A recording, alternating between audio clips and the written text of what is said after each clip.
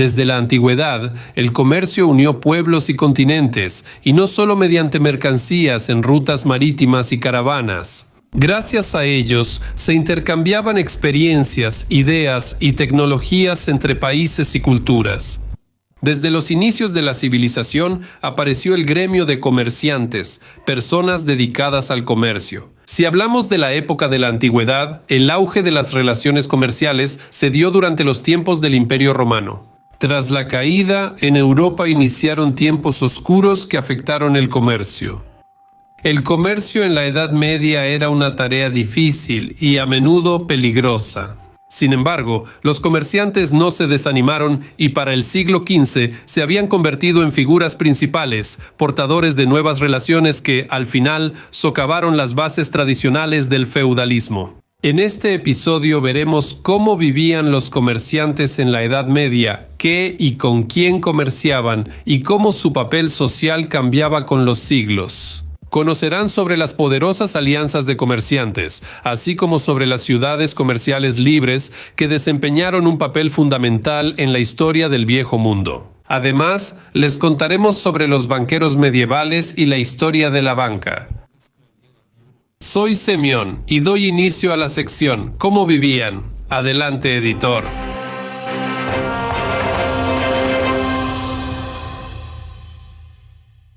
Desde la caída de Roma hasta el Renacimiento, el comercio en la Alta Edad Media era difícil y muy peligroso. En ese entonces prácticamente no existía una autoridad central, y toda Europa estaba dividida en feudos de señores, cada uno de los cuales era rey y dios en sus propias tierras.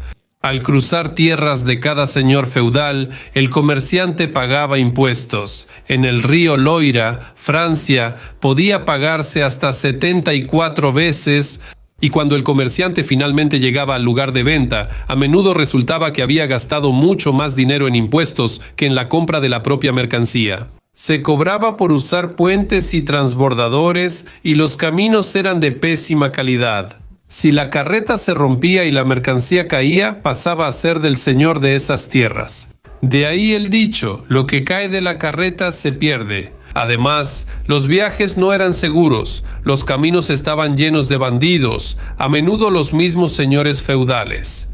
En la Alta Edad Media, los comerciantes se enfrentaban otro gran problema. La mayoría vivía en zonas rurales, con economía de subsistencia y casi sin dinero. A pesar de las dificultades, el comercio no se detenía en esos tiempos, porque la nobleza y el clero, así como capas más amplias de la población, necesitaban diversos productos y bienes que no se producían localmente, por lo que había que traerlos de otras regiones y a veces de lugares muy lejanos.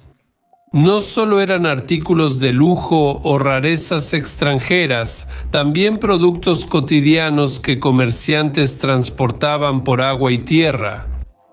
Son especialmente notables los comerciantes de este periodo, quienes se diferenciaban mucho de sus colegas de la Edad Media desarrollada y tardía. Eran personas emprendedoras, audaces y valientes, que no solo sabían contar bien el dinero, sino que también manejaban muy bien las armas. A menudo ellos mismos cometían robo armado o piratería marítima.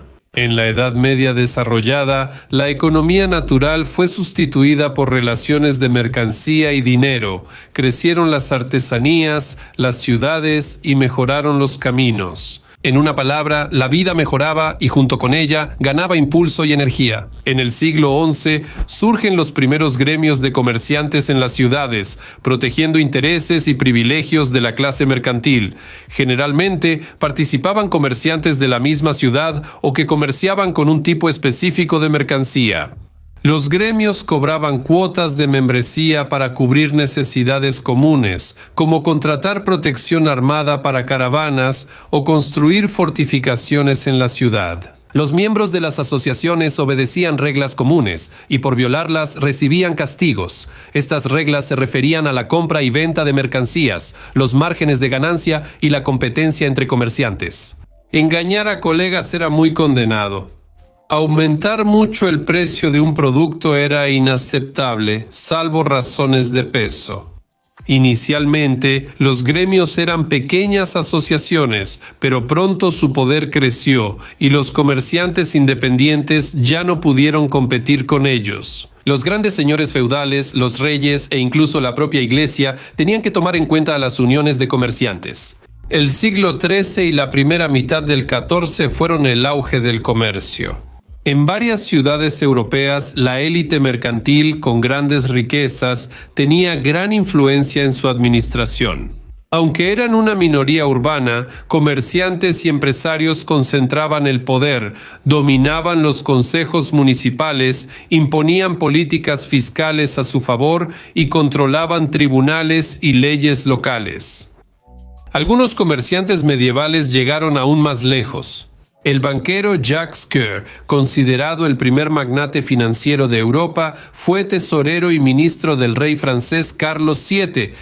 Participó en la implementación de reformas y tuvo una influencia significativa en la política de Francia. Cuando Coeur cayó en desgracia ante el rey, tuvo que huir y vivir exiliado el resto de su vida.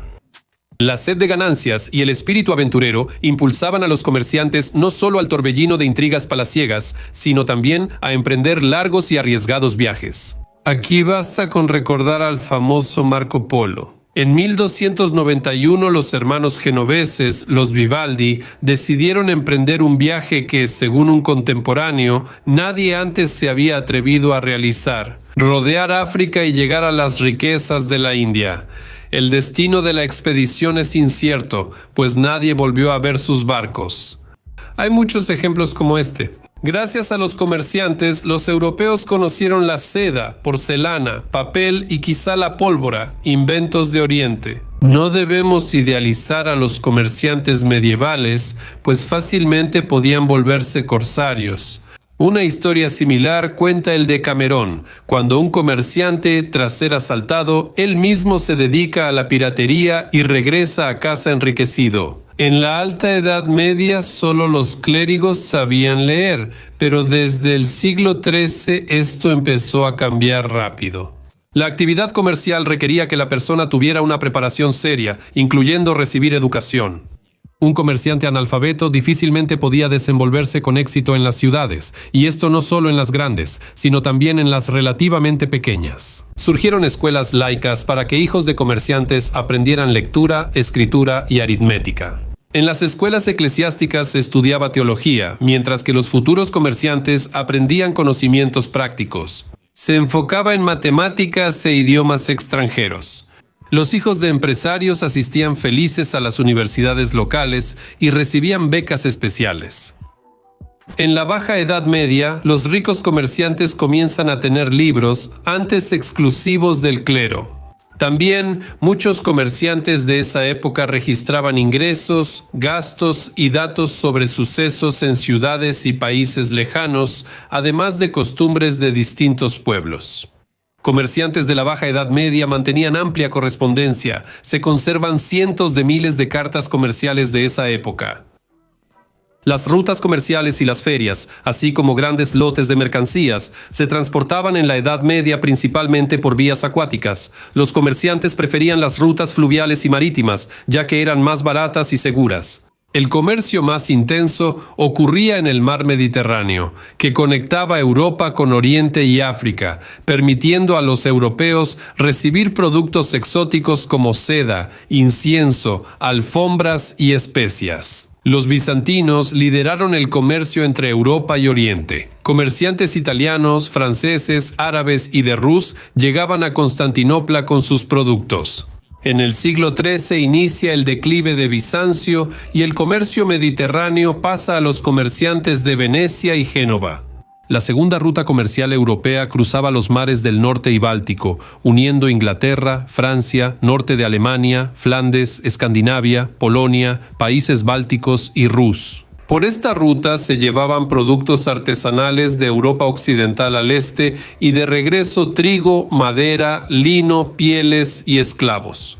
Había dos rutas comerciales fluviales importantes. La primera iba del mar Adriático por el río Po, cruzando los Alpes hasta el río Rin y luego al mar del Norte. Por esta ruta, productos del Mediterráneo y sur de Europa llegaban al norte europeo. Otra ruta atravesaba el Nevá, Lobot y Dnieper, desde el mar Báltico hasta Constantinopla. En Rusia, este camino se llamaba la ruta de los varegos a los griegos. Las ferias eran lo más importante en la Europa medieval. La primera registrada fue en Saint-Denis, cerca de París, en 629 y, para el siglo X, ya se habían convertido en un fenómeno generalizado. Las ferias medievales eran verdaderos centros de comercio, artesanía y cultura. Se realizaban en varias ciudades y regiones durante el año, atrayendo a comerciantes, artesanos y viajeros de Europa y otras partes del mundo. En las ferias se vendían productos variados, desde alimentos hasta joyería y curiosidades de Oriente. Aquí se compartían noticias, ideas, se escuchaba música y se hacían nuevos contactos. Las ferias solían hacerse junto a murallas, monasterios o castillos feudales por seguridad. El patrocinio de un señor feudal, figura religiosa o ciudad importante, aseguraba a los asistentes a la feria viaje seguro, comercio y resolución justa de disputas. Los dueños de la tierra obtenían buenos beneficios en forma de aranceles de los comerciantes forasteros. Las ferias más famosas estaban en Champaña, San Dionisio, Florencia, Génova, Milán, Frankfurt del Meno y Colonia.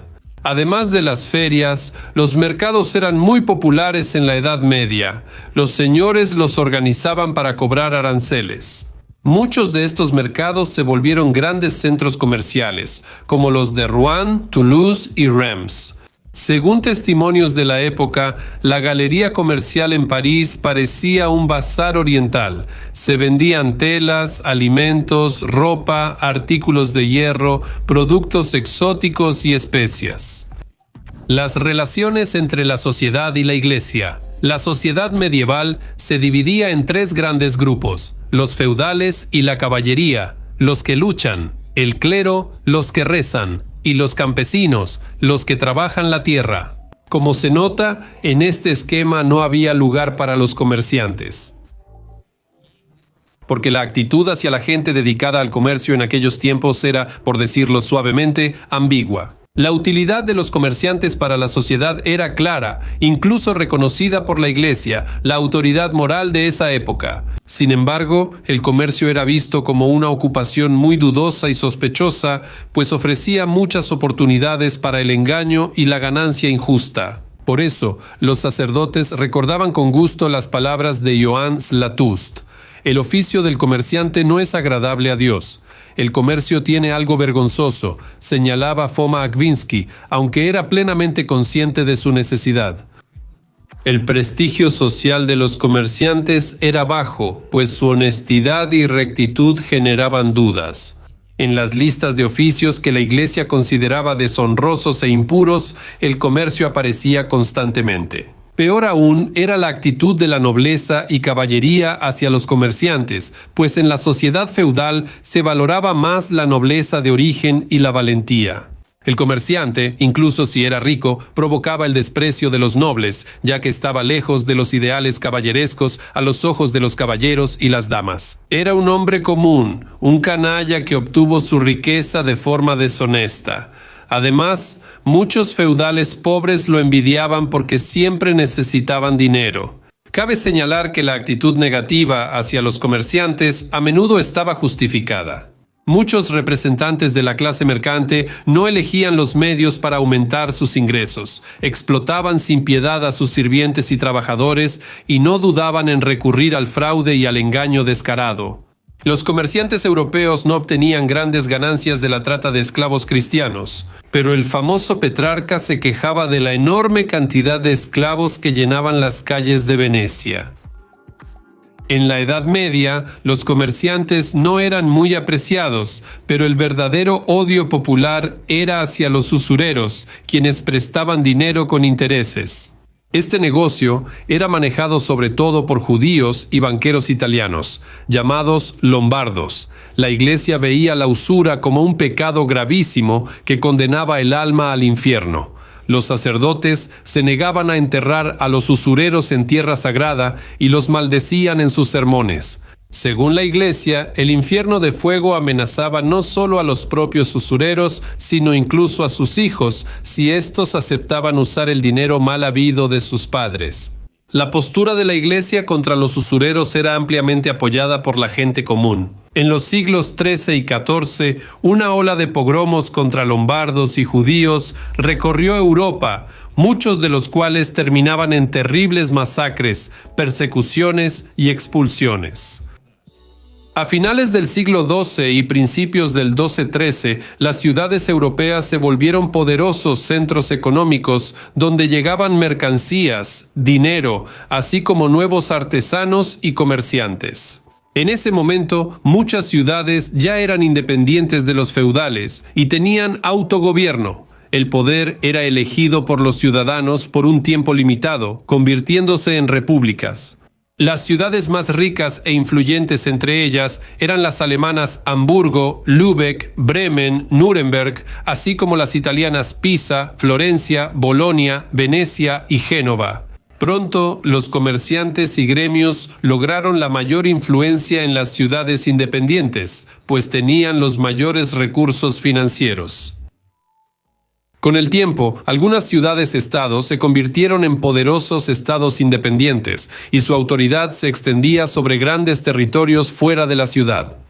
En los siglos XII y XIII-XIII Florencia, Génova y Venecia fueron poderosas ciudades-estado en el norte de Italia. Florencia dominaba la rica Toscana. Estas ciudades comerciales tenían ejércitos y flotas propios. Fundaban factorías, asentamientos, fortalezas con muelles, casas para comerciantes, almacenes y lugares de comercio en tierras lejanas. Muchos de estos asentamientos luego se transformaron en ciudades. En ninguna parte de Europa la clase mercante tuvo tanto poder económico y político como en las ciudades italianas. En ningún otro lugar tanta gente participaba en la actividad comercial.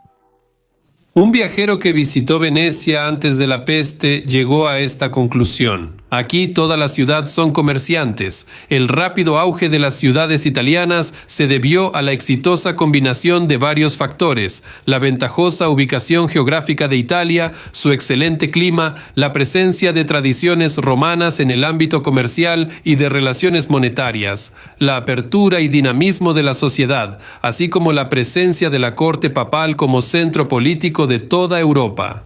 La mentalidad mercantil, que se desarrolló pronto en las condiciones favorables de Italia, contribuyó a su éxito económico.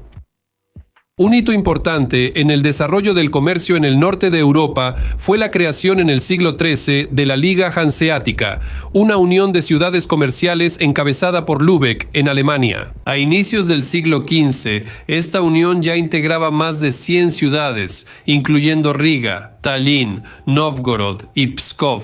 La Liga Hanseática llevaba a cabo una política exterior independiente, tenía una flota poderosa y sus propias fortalezas. Los representantes de la Unión operaban en las principales ciudades de Europa: Londres, París, Venecia. Desde mediados del siglo XV comienza el debilitamiento gradual de la Liga Hanseática. Finalmente perdió influencia tras descubrirse nuevas rutas marítimas a los países coloniales. Banqueros medievales. Ya mencioné la actitud sumamente negativa hacia la usura en la sociedad medieval. Pese a la ira popular y el descontento de la Iglesia, este oficio existía y prosperaba. Los predecesores de los banqueros eran cambistas, quienes intercambiaban monedas en ferias y mercados. Sus puestos se llamaban en italiano banco, de donde surge el nombre actual. Además de cambiar dinero, hacían transferencias y usura. Después de que los judíos monopolizaron el préstamo de dinero con interés, tras su expulsión de Inglaterra y Francia, los italianos tomaron ese papel. También la Orden de los Templarios participó en los inicios de la banca en Europa. Los caballeros fueron los primeros en idear la entrega de cheques de viaje a los viajeros, que podían cobrarse en cualquier oficina de la orden. Cambiaban monedas y aceptaban dinero para su resguardo, e incluso fueron los primeros en verificar documentos mediante huellas dactilares. Además, los caballeros prestaban dinero con intereses a pesar de su estatus eclesiástico. Los judíos prestaban al 40% mientras que los templarios ofrecían préstamos al 10%. Las operaciones bancarias hicieron que la orden se enriqueciera, lo que finalmente causó su perdición. Los papas de Roma amenazaron repetidamente con severos castigos a quienes daban préstamos con intereses y liberaban a los deudores de sus obligaciones con los acreedores. En 1179, en el Tercer Concilio de Letrán, el Papa Alejandro III declaró que los culpables de cobrar intereses debían ser privados de la comunión y del entierro cristiano. Las prohibiciones de la Iglesia contra la usura, por supuesto, complicaban la actividad financiera, pero quienes más sufrían por ellas eran principalmente los pequeños usureros. Los grandes bancos superaban los obstáculos fácilmente, pues prestaban dinero a nobles, reyes y hasta papas romanos. Por ejemplo, banqueros florentinos prestaban dinero a reyes ingleses. Gracias a su apoyo financiero, los británicos conquistaron Gales, Escocia y comenzaron la Guerra de los 100 años. Con el tiempo, la Iglesia fue más tolerante con la usura. En el siglo XV, los banqueros florentinos Medici, Pazzi y Strozzi se volvieron banqueros de los papas romanos. Esto significaba que todos los grandes ingresos del Vaticano pasaban por sus manos. Como postdata, los comerciantes nunca lograron integrarse en la jerarquía feudal ni convertirse en parte de la nobleza y la caballería. Sin embargo, al ganar más poder y autoridad, destruyeron el viejo mundo feudal y llevaron a Europa a una nueva era. Fue precisamente la clase mercantil la que estuvo en los orígenes del capitalismo en el viejo continente, lo que permitió a los europeos iniciar la expansión mundial y cambiar el rostro de nuestro planeta. Eso es todo de mi parte. Nos vemos en el próximo episodio. Adiós.